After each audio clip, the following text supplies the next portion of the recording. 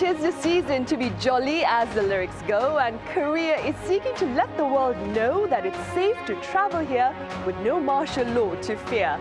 On Press Perspective today, we touch upon travel trends and Christmas celebrations here in the country. Do stay with us.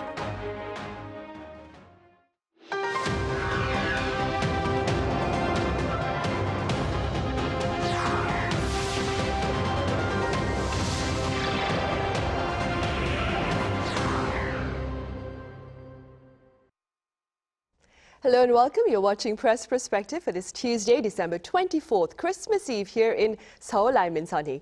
Today we touch upon travel prospects here in the country as well as end-of-year festivities amid a tangible shift in celebration trends. For more on this, I have Chloe Borgnon with French broadcaster France 24. Chloe, it's great to have you here. Hello, thank you for having me. I also have writer Colin Marshall with us. Colin, I believe this is the first time we've had you on your Tuesday. It's a new experience. Thank you, Sunny. Welcome. Chloe, we'll start with you. Let's begin actually with the remarks shared by Foreign Minister Cho Tae-yul during a press conference with members of the foreign media, which you attended, I believe, last week. He was talking about tourism in the country. What was the gist of his message, Chloe? So, yeah, it's interesting to note, first of all, that the press conference was done with the Minister of Economy and Finance, Cho Sang-mok, and it's important because both their messages were intertwined. So the biggest thing that was the message that was conveyed to the foreign press was in the fact that diplomatic relationships were staying strong, were still being strong as ever. So they were speaking mostly about the US, about Japan, about China. They were also saying that the Korean democracy is resilient and that the government is doing its utmost to keep the balance going, to make sure that it's going well. So in the diplomacy, but also in the economic field and in the touristic field. And that's something that's really been shared upon us, is that South Korea is a safe destination. So that was last week. So after the impeachment of President Yoon Suk-yeol, and the foreign minister, what he said is he asked the press to relay the fact that Koreans in the country are going about in their everyday life and as usual under stable circumstances. And he also said that Korea is a completely safe place to visit. And this is something that's been also relayed, like a message has been relayed by other political people, like, for example, a representative in the parliament. And on the 6th of December, one of the Democrat members of parliament, Hee So-yeon, she said in an English message, actually, so on social media, she was telling investors and tourists that South Korea is a safe place to come, even though it was 3 days after the martial law. And she was saying, you can come, it is safe to come. She said, I encourage investors and travelers to maintain confidence in our country's stability and resilience. So the message has been conveyed in a different array of messages for people to come back here in Korea and to keep traveling here. Right. Strong remarks reassuring the international community about the safety of South Korea at this time. Colin, speaking as a resident here in the country, do you believe it's safe to travel around Korea despite its political unrest? Well, I was driving through Yeouido yesterday and noticed the traffic is pretty bad around there. But it's Yeouido, so it kind of already was pretty bad. That's one difference I've noticed. I don't think I've noticed many other differences since this whole, whatever you want to call it, fiasco happened a couple weeks ago.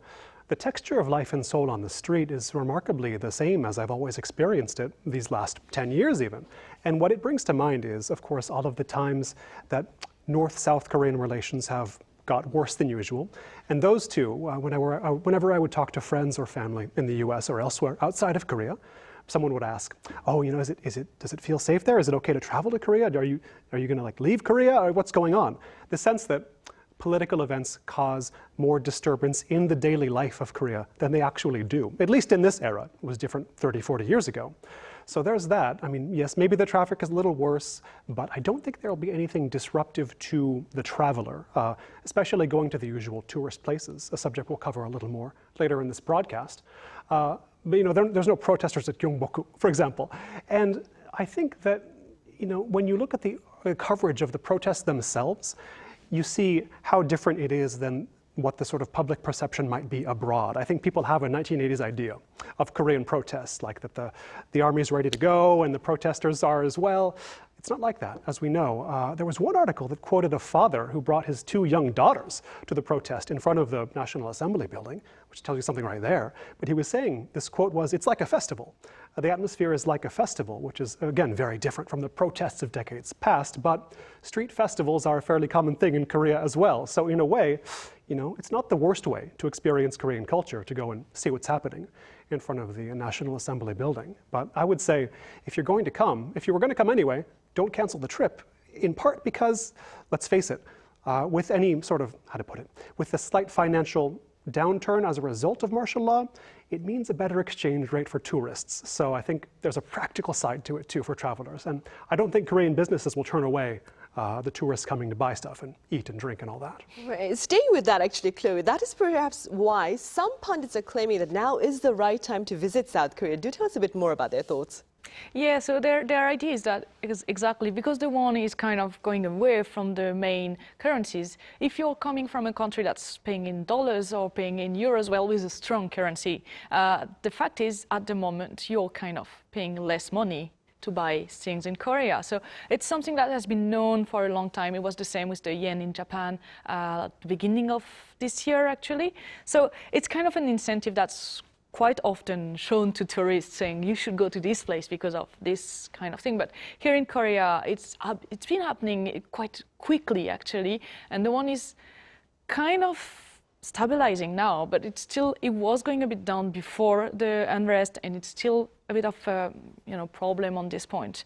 But it's also interesting to note that there is also other incentive, actually, is that some of the biggest agencies promoting tourism in South Korea, so for South Korea itself, or for example, Visit Seoul, so the official companies, they are also saying, they're also promoting the fact that it's safe, and they are saying that they are actually going to do some specific packages, for example, with travel agencies to make sure people will come. They are also saying that they will use the Seoul tourism promotion funds, specific emergency support to help anyone in the tourist industry. And so it would be more opportunities for tourists to come and visit with kind of a package or cheap price. And that's something we saw, for example, until mid of this year, it was the Visit Korea year. And it was kind of the same thing. You will get deals on your hotel, and you could get deals on your plane tickets, etc. So that could be happening again. And in this case, it's just interesting because the promotional campaign was getting to the end. And so for people who are kind of planning last-minute trips, it is also an interesting incentive. Right. Colin, moving forward, there's reportedly been a tangible surge in the number of people visiting royal palaces here in Seoul, especially given the popularity of K-dramas on international screens. What are your thoughts regarding this particular phenomenon? And is there perhaps a way to better cater to this demand? Yes, for those viewers not familiar with Korean weather, it's not warm right now. It's not really tourist weather, but there are still tourists renting their hanbok, their traditional Korean clothes, and going to Gyeongbokgung, the main palace of Seoul. And they go around with their selfie sticks and they take photos in their hanbok. And it's become an almost perpetual sight here in Korea, a way to gauge the level of tourism in not just the city but the country. And I always thought, as a side note, I always thought I would never do that myself. But then came time to take my wedding photos last year. And sure enough, we went to Gyeongbokgung, and they came out well. And we rented hanbok from these shops. And later, I did some research on hanbok, and I learned that some hanbok traditionalists balk at these rental shops because the hanbok they sell are not the right fabrics, or they're the wrong colors. They're not what they would have actually worn in the Joseon dynasty. They're too Victorian. The skirts have like the metal cage. Supposedly, hanbok are supposed to be two-dimensionally designed, and then the shape comes from layering and the form of the body and all that. I'm no expert, but that's as I understand it. So there is some sense in which these hanbok shops could cater to tourists looking for ever greater authenticity. I know Americans traveling are huge on authenticity. So if you can market a more authentic hanbok, you might get a few more American tourists in there who wouldn't be there otherwise. That aside, in a personal note about these places, I think they could do better to cater to the shoe needs of tourists. Because if you imagine the foreigners you've seen wearing hanbok, walking around Gyeongbokgung, they look pretty good until you get down to the bottom when they're wearing Nikes or Crocs, heaven forbid, at the bottom. Crocs are a little like gomushin, but I think, these places should step up the shoe game. If you're going to be traditional from top to almost the bottom, get the shoes right. That's my advice to them. You have me visualizing now. It's Indeed. quite amusing. Chloe, a recent article actually by Reuters, it touches upon a visible shift in the hard drinking culture of Korea that has been reportedly affecting profit margins for small dining and drinking establishments. Could you share with us, that is, details about this particular coverage, including perhaps the reasons behind this trend? Yeah, so what the colleagues in Reuters were saying is that there is a decrease in people coming to drink after work, or going to karaoke, to noraebang, or going to clubs actually. And so all the nightlife around alcohol is decreasing, according to them. They were giving some numbers. They were saying that if you consider from the peak of alcohol consumption in South Korea in 2015, there has been a 12% decrease in alcohol consumption in the recent years. So it's something that has to be nuanced, because obviously it was also during the year of pandemics. So, if you have less incentive to go have a social life and drinking, obviously people are drinking a bit less. So you can see that in the last year, the alcohol consumption was going a little bit up, but not reaching the level of 2015. The causes they're giving, there are a few of them, obviously. The main one is the hwesik, the fact of going to drink with your boss, and you have to stay the night until the boss says it's over, and you have to drink at the same rate as your boss. This is a practice that's kind of slowly decreasing and disappearing for many reasons. One of the first one is that in 2017, there was a ruling by Seoul High Court that said that is deemed an offense to force a subordinate to drink alcohol. So it was kind of an opener for people to realize that maybe the practice is not the best one to bring on cohesion into the group. And there's also the fact that the workforce is changing a little with, for example, they were speaking about young women who are employed and who do not want to participate in this kind of drinking culture after work. So they are like, okay, we can go and have a restaurant, like a barbecue. But then it stopped there. We're not going to the pub, we're not going to the club, we're not going to the noraebang altogether, because they're not feeling it, like it's not interesting them. And then there's also the fact that young people are trying to take more care of their health, and we know that alcohol and health is not, the best combination. And finally, something quite logical, there's inflation. Prices are going up for the food, for the drink, for the rent, everything. So people are trying to save money, and alcohol is one of the first one that's being removed by people who need to save their money. Yes, I see. So the reduction in hwesik coming from perhaps health awareness and perhaps financial mindfulness, if you will. Have you actually witnessed this yourself here in Korea, Chloe? Have you seen that these number of hwesiks have been decreasing? It's been a bit hard to know, because sometimes you go to a barbecue place and you just look at the table next to you, and you see the number of bottles that are quite outnumbering the number of participants on the table. But I do feel that there is a bit of a decrease. I was speaking, for example, with a club owner in Hongdae. So Hongdae is more like student style, so no hwesik. But still, he was saying nightclubs, nightlife has been changing a lot in the last years. The young people, they're going to the club, but they're not drinking alcohol, actually, mostly because of the prices. And he's saying they're also going away with the last subway, so around midnight, because taxi is too expensive. So Hongdae is a bit specific because it's a way younger generation, like students, so they are not the one who have the more money, obviously. But it's interesting to note, and I would say on a more global note, it's a bit of the same in France. Like Gen Z, for example, they're not that interested in the social work life. So Christmas parties, end of the year parties with your work, they don't really care about it. And they're also way more focusing on the bad effect of alcohol. So you'll see more people trying to boycott this kind of end-of-year parties, actually. Right. Quite a number of people have been touting the idea of a dry Christmas, a sober Christmas. That being said, Colin, just last week, one of my colleagues hosted a show on the Sober Curious campaign among the Gen Z, which means mindful drinking or even abstaining from alcohol altogether. This trend has reportedly been gaining traction in recent years. How do you explain this phenomenon? Yes, well, I'm from California, which is both the United States' prime wine country and also the center of its health fads, you could say. Every sort of practice to improve one's health in one way or another gets taken up in California first. I suspect it's California outward. And of course, mindful drinking, that phrase sounds to me thoroughly Californian.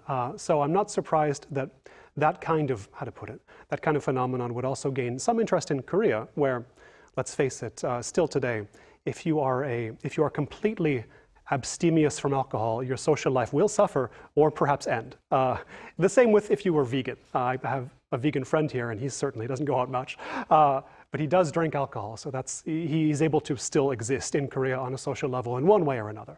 But that aside, I do recall a conversation I once saw online, a lady asking, just rhetorically, you know, I don't drink, and somehow I feel awkward when I meet somebody at a bar and they're having a beer and I'm not having a beer.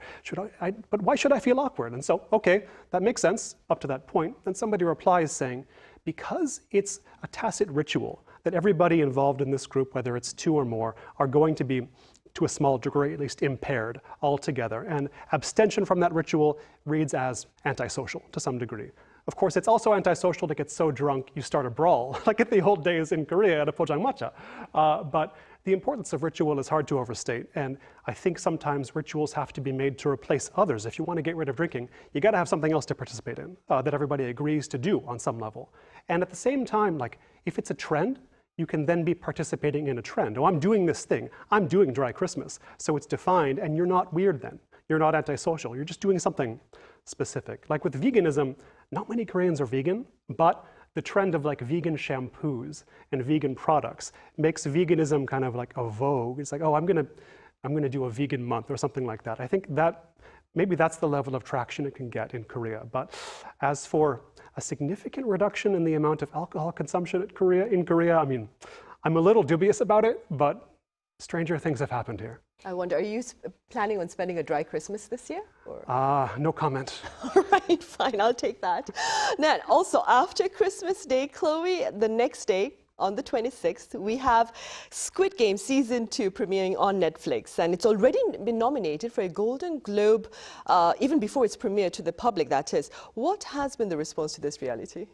So the season is highly anticipated by the fans, and it obviously has been promoted a lot by Netflix all over the world. So, I mean, if you go here in Gangneung on the place of, you can see the massive doll. Same in France. I mean, they did the game with the doll on the Champs-Élysées. That's the most expensive street in Paris, and they kind of stopped traffic there to be able to play the game with big influencers, bloggers, and etc. So there is anticipation going on. It's been really strong, and it's also been hinted by the actors. So actor Lee Jung-jae, who's the main character in season 1 and in season 2, he teased, he said that Squid Game season 2 is going to be more surprising than season 1. He said there will be new games, there will be plot twists that were unexpected. So it's very important actually, because for Netflix, the season 1 was Netflix's biggest series launch ever, and it came as a surprise. It was not expected by Netflix to do so well actually. But today, if you look at it, it's just, you cannot miss it. You go to the supermarket and you'll find food, you'll find soju with the Squid Game characters in them. So there is no way you cannot see that going on. So they're kind of gearing up for the anticipated release, but that could also be a bit of anxiety, because other seasons too that were released did not do as well as the first season. And for Squid Game, it's true that the first season, what really worked was a surprise that happened there. So we'll see on the 26th if the public and the fans are really there to respond to it. Yeah, well, I'm a very big fan of Lee Jung-jae. Looking forward to that. I wonder, you've seen season 1, Chloe? Yes, I have. This is an impromptu question. What do you suppose was the global popularity behind season 1 of Squid Game? I would say, if you look at the international audience, what's really worked is the fact that it's new for Occidental viewers. The aesthetic of the show, so the colors, the characters, this was really big for people. This is probably before hearing about the story. The first thing people told me were showing me screenshots and being like, have you seen how cool it looks actually? And the other thing was obviously the violence in there. It's quite violent, and it's, I would say, more violent than what you can see in most of the US or European series. like larger audience series. This is actually, if you've looked at other series dramas from South Korea, other dramas are also violent. L-Bond was kind of in the same time. This was super violent as well. So this is nothing really new for Korean audience, but it could be for Occidental audience. And I would also say the anti-hero, the main character, is actually no hero at all. He doesn't want to save everyone. He wants to save himself only. And that was probably something way different from what we're used to.